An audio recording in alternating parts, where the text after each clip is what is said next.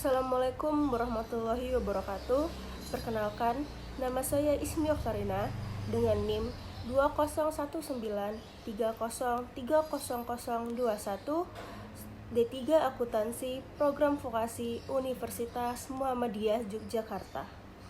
Di sini, saya akan mempresentasikan seminar proposal tugas akhir saya yang berjudul Analisis Efektivitas dan Efisiensi Pemungutan Pajak Kendaraan melalui Layanan Samsat Keliling di daerah Bantul dan Kulon Progo. Penetapan pajak oleh Republik Indonesia dapat dibedakan menjadi dua, yakni pajak pusat dengan pajak retribusi daerah.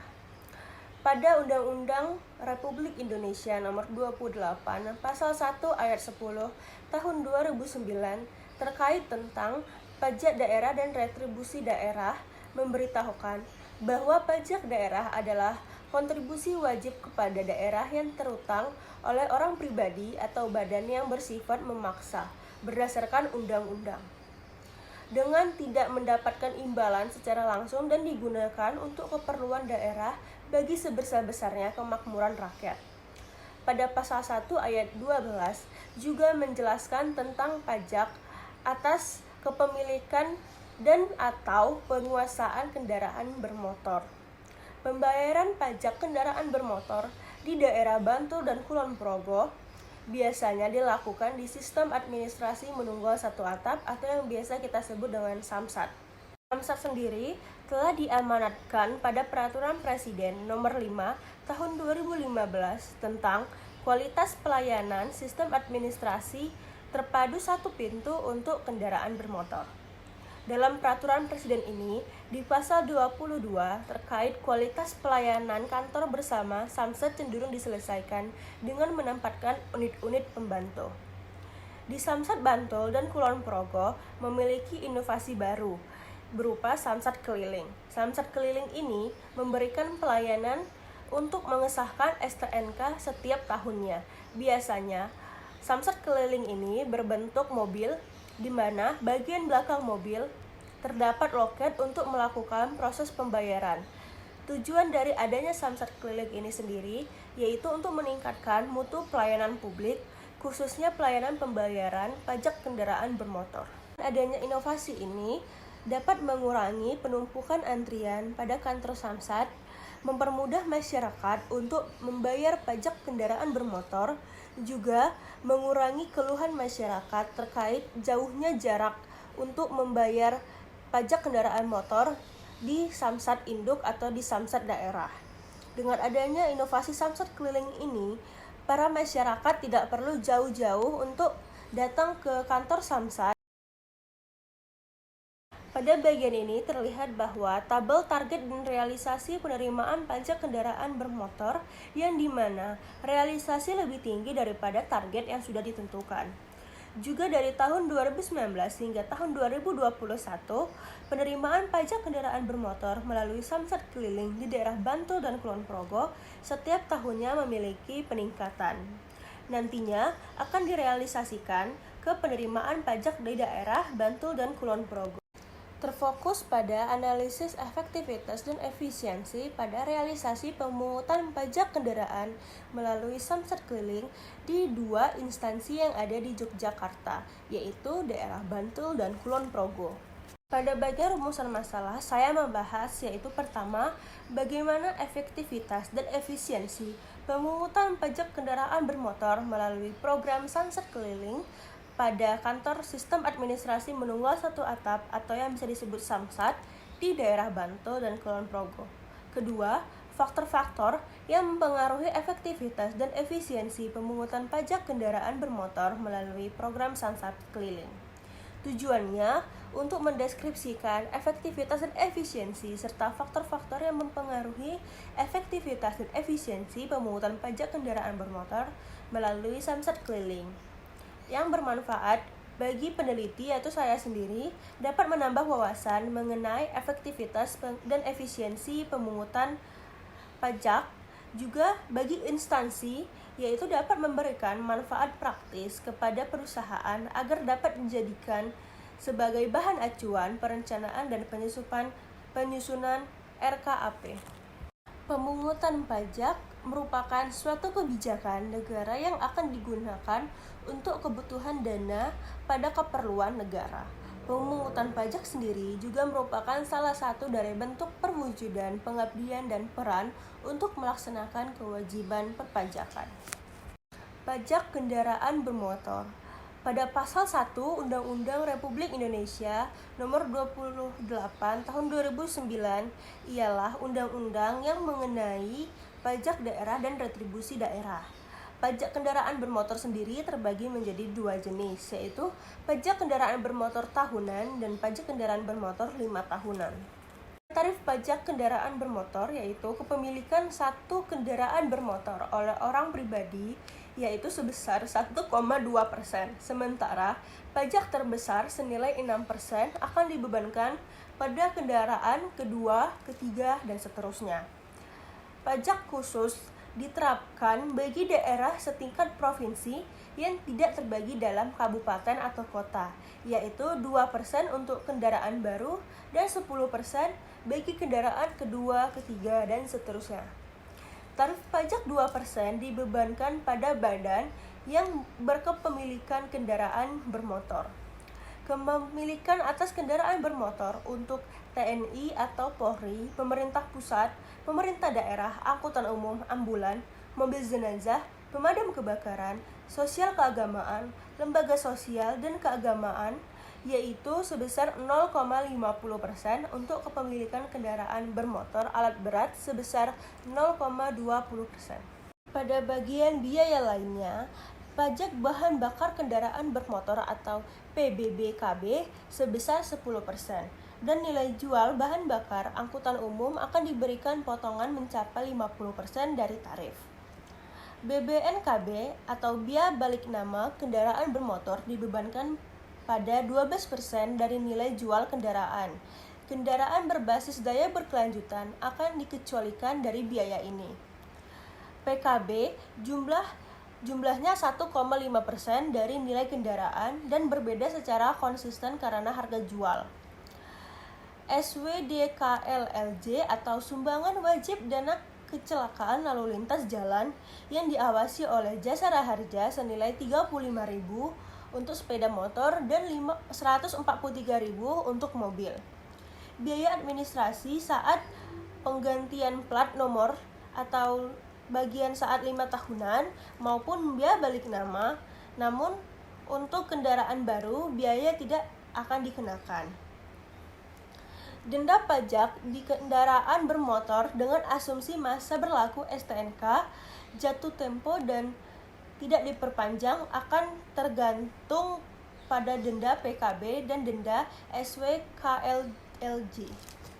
Samsat atau Sistem Administrasi Menunggal Satu Atap adalah kerangka kerja yang dibentuk untuk mempercepat bantuan kepentingan umum yang latihannya diselesaikan dalam satu struktur, bekerja sama dalam 3 bagian, yaitu Polri, Dinas Pendapatan, dan PT Jasara Harja. Kewajiban Samsat pindah hak milik kendaraan bermotor atau BBNKB, pendaftaran dan tanda pengenal kendaraan bermotor atau Regenen Renmor, serta angsuran wajib iuran dana kecelakaan lalu lintas dan angkutan jalan SWDKLLJ. Samsat keliling merupakan inovasi dari kantor Samsat untuk mempermudah pelayanan terhadap masyarakat dalam mengurus dokumen kendaraan pembayaran pajak kendaraan, yaitu Samsat keliling yang merupakan layanan pengesahan STNK setiap tahunnya, pembayaran PKB dan pembayaran SWDKLLJ yang sudah satu dengan pembayaran pajak STNK setiap tahunnya. Bertujuan untuk mendekatkan pelayanan terhadap masyarakat dengan menggunakan kendaraan roda 4 atau lebih, bisa juga dengan bus keliling yang dilengkapi dengan aplikasi yang sudah terhubung dengan Samsat Induk. Kualitas merupakan pencapaian tujuan atau tingkat keberhasilan dari program target yang sudah direncanakan atau sebelumnya tidak diatur. Efektivitas sendiri terbagi menjadi 3 bagian, yaitu efektivitas individu, yang merupakan kemampuan, keahlian, pengetahuan, sikap, dan motivasi. Efektivitas kelompok, yaitu keakraban kepemimpinan, struktur, status, peranan, norma, Dan yang terakhir, efektivitas organisasi, yang merupakan lingkungan teknologi, pemilihan strategi, struktur, dan proses kultur. Efisiensi sendiri merupakan keberhasilan. Menurut Mardiasmo, tahun 2009, efisiensi memiliki hubungan erat dengan konsep produktivitas. Metodologi penelitian yaitu berisi tentang objek penelitian, jenis data dan sumber, metode pengumpulan data, dan metode analisis data. Penelitian ini adalah Samsat keliling dari kantor Samsat Kulon Progo dan di Bantul.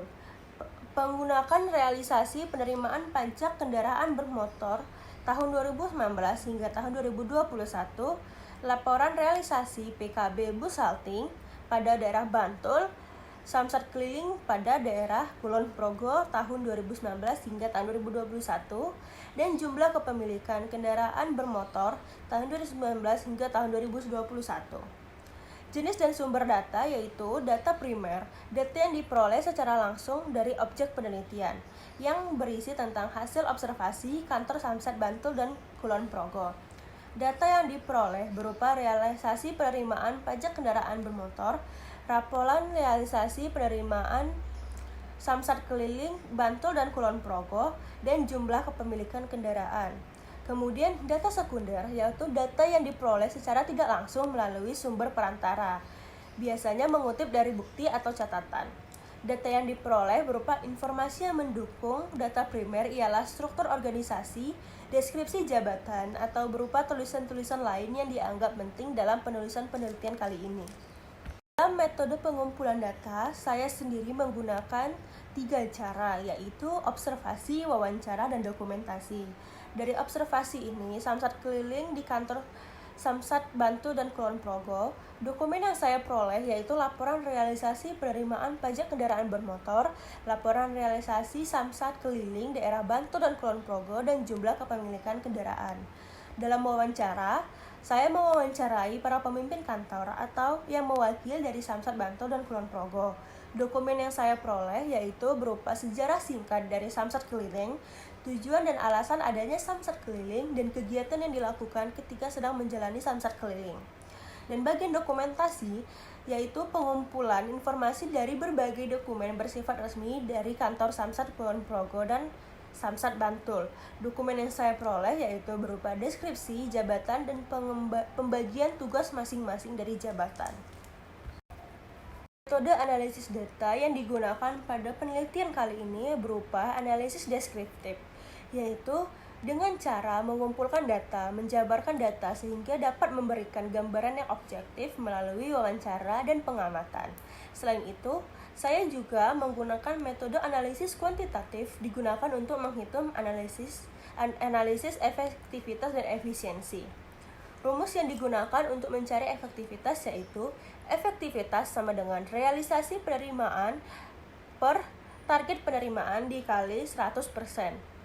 Yaitu kriteria efektivitas penelitian ini berdasarkan Peraturan Menteri Dalam Negeri Nomor 690900-327 Tahun 1996 yang disajikan dalam tabel berikut, yaitu persentase 100% kriterianya sangat efektif, persentase 90% sampai 100% kriterianya efektif, persentase 80% sampai 90% kriterianya cukup efektif, persentase 60% sampai 80% kriterianya kurang efektif, kemudian persentase kurang dari 60% kriterianya tidak efektif. Rumus yang digunakan untuk mencari efisiensi yaitu efisiensi sama dengan biaya pemungutan pajak per realisasi penerimaan dikali 100%.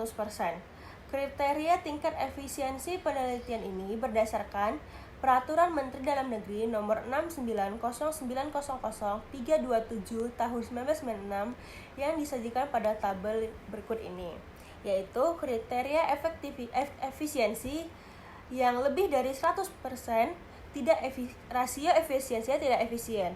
90 sampai 100% rasio efisiensinya kurang efisien. 80% sampai 90% rasio efisiensinya cukup efisien. 60% sampai 80% rasio efisiensinya itu merupakan efisien, dan kriteria efisiensi kurang dari 60%, rasio efisiensinya sangat efisien. Di sini saja saya menyampaikan PPT dari seminar proposal tugas akhir saya. Mohon maaf jika saya memiliki banyak kesalahan saat menyampaikan informasi dan membacakan atau menjelaskan tentang PPT ini. Saya tutup dengan wabillahi taufiq wal hidayah. Wassalamualaikum warahmatullahi wabarakatuh.